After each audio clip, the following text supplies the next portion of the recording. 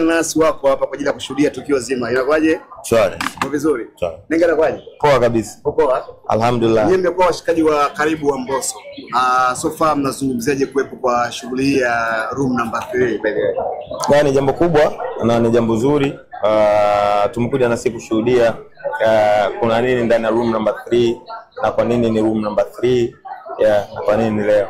Okay, sawa. Natamani kusikia kama labda pengine kwa Whozu au Bilnasti kuna mmoja wenu labda amehusika kwa kwenye room number 3. Kwa upande wangu hapana, sijui kwa Whozu. Kwa upande wangu pia. Okay. Lakini nilikuwepo kwenye maandalizi. Ndio na record na ndaa kwa shughuli. Kwa nazijua baadhi. Okay. Sawa. Mawe vipi? Amejipanga kwa vizuri. Alafu Mbosso, unajua Mbosso ni msanii mzuri, ni utunzi, kwenye kila kitu. Kwa mimi sina shaka naye, labda ndugu yangu. Nenga, Mbosso baada ya kutoka WCB watu waliongea maneno mengi sana. Mbosso shughuli yake ndio labda pengine inaenda kuisha kwenye muziki wake. Hizi comment kwa kutana nazo labda pengine wewe ungezungumziaje? Hapana, siwezi kutana nazo sababu mimi comment nazomhusu mtu mwingine mimi ni ngumu sana kutana nazo. Hata nikikutana nazo huwa sijali wala sifuatilii kwa sababu mtu pekee anaweza kudetermine future ya mtu mwingine au kesho ya mtu mwingine ni Mwenyezi Mungu. Kwa hiyo kwenye lolote lenye heri, kwenye lolote ambalo Mungu mpaka ameweka kipaji kwa Mbosso au kwa mtu mwingine yote, pia anajua namna gani kipaji kinaweza kumnufaisha mtu kitakuwa kwa namna yake ambayo yeye Mwenyezi Mungu ameipanga. Kwa hiyo kupita sehemu popote au kwa sehemu popote yote ni mipango ya kwake Mwenyezi Mungu, lakini mimi naamini pia moja kati ya lebo kubwa kuwahi kutokea Afrika ni WCB. Kwa hiyo msanii akiwa ndani ya WCB na kwa muda ambao Mbosso amekaa ndani ya WCB, naamini amepata vitu vingi vizuri ambavyo vinaweza kumfanya pia akajiendeleza vizuri kwa sanaa yake kupitia elimu na vitu vingine, experiences mbalimbali ambazo tunaziona kwa sanaa ya WCB. Tumeona comment nyingi sana. Mbosso ni mwanamuziki ambaye watu wanaanza kumfahamu akiwa Moto Bendi, baadaye WCB, kote akiwa anasimamiwa. Nao wanakwenda kusimama mwenyewe. Wewe Bilnasti, kwa sikio lako na macho yako kwa jinsi ambavyo umeanza kumuona na kumtambua Mbosso, unadhani anakwenda kusimama na kwenda kupata anguko kama watu wengine wanavyotabiri? Ndio nimetoka kujibu kabla hapo. Future ya mtu yote au kesho ya mtu mwingine yote inapangwa na Mwenyezi Mungu. Mimi siwezi kutabiri chochote, sina taaluma ya utabiri, siwezi kubashiri. Mimi sijui kitu chochote kuhusu kutabiri. Mimi ninachojua Mbosso ni mwanamuziki mzuri, atoe ngoma kali tu enjoy. Primejaa leo hivi mashemeji Nandy, Wema. Sisi ni ndugu. Huyu ni ndugu yangu. Pengine huyu angekuja na Wema, wewe ungekuja na Nandy. Mimi mke wangu yuko Kenya. Okay. Shibaba Mama yuko kwenye ziara. Okay. Sawa. Nenga vipi? Pete imepatikana? Bado. Imepatikana? Yeah. Okay, labda kuna process labda nimesikia tetesi labda pengine kwa sehemu fulani. Hapana, bado tunatafuta, na kwa yote ambaye anaweza kutusaidia itakuwa ni jambo zuri sana, kwa sababu sio swala tu la pete, ni swala la memories. Na unajua process hata tukitaka kutengeneza pete zingine lazima turudi kanisani na vitu vingine, kwa kuna utaratibu ambao ni mrefu kidogo. Kwa hiyo kama kuna namna zinaweza kupatikana ama kuna mtu anahisi labda akizileta itakuwa changamoto, azidondoshe tu hata na electronics pale, si ndio? Kuna namna nyingi ya Nenga ukuonekana kwenye event ya yetu jana. Ndio walikuwa ukuja au ni nini kilitokea? Sikualikwa wala sikuwa najua kama na hivyo. Na kwa nini kafanya hivyo? Watu nyinyi mlikuwa kama walezi kwake kwenye muziki, kumtoa na kufikia pale ambapo yupo?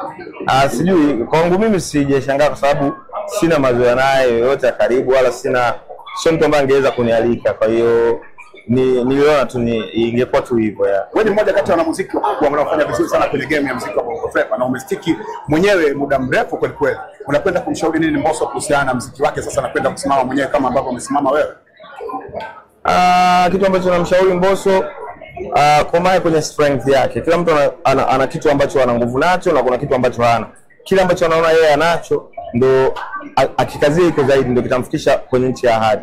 Chibaba, tunakuona uko karibu kabisa na Bilnasti na tayari sasa hivi ana miaka 3 kwenye ndoa. Tutegemee ndoa yako na mimi ni kaka yangu, yani mimi ni role model wangu.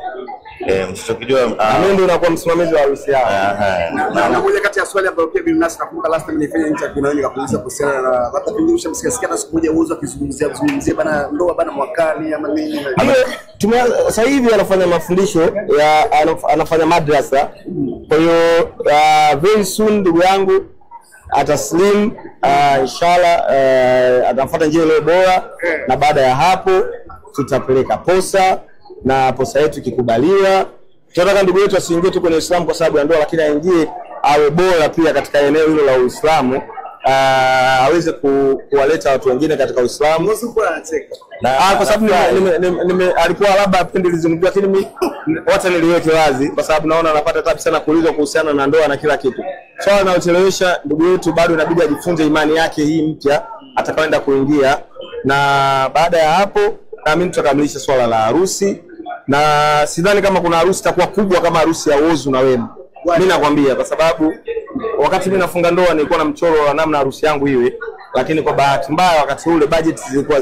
Sasa hivi nguvu tunayo, tutatumia mchoro ule na tutaongeza vitu vipya, na uzuri nimeshiriki pia kwenye harusi ya Jux na harusi zingine zote kubwa zilizotokea. Kwa hiyo najua namna gani tutafanya harusi ya Walelo, John, Whozu, Walid, mume wa Wema. Na watu wengi inawezekana kupi maua yako. Ngoja nikupe maua yako. Mitaa inasema kwamba pamoja na harusi nyingi za mastaa, harusi yako imekuwa ni ya mfano sana kwa watu wengine. Miaka 3 bila kelele ndani. Ni vitu gani unatumia kuhakikisha kwamba unaituliza ndoa yako? Vitu vya kutumia waganga 3, Mungu pia namuomba, nachanganya, napiga kote. Lakini kubwa ni kusikilizana pia kumuoa mtu ambaye ni rafiki. Ndio maana nasema hata ndoa ya Whozu itakuwa kubwa sana kwa sababu yeye na Chimama ni marafiki sana. Mimi na mke wangu tumekuwa marafiki I think miaka 5 au 4 kabla ya ndoa.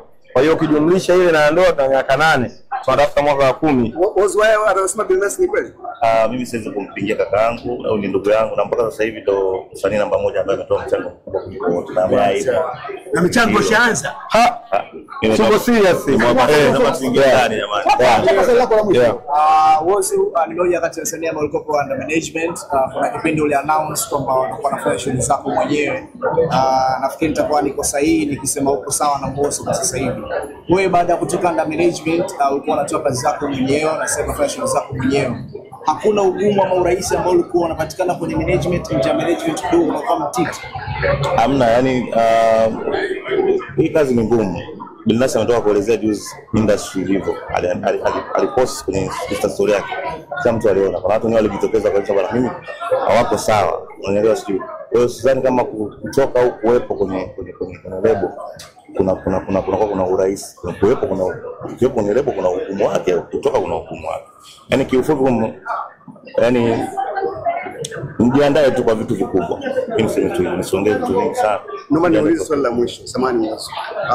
Kuna clip ilitembea mitandaoni ambayo pia iko na mama mkwe anazungumza. Naomba. Ongea mwanangu.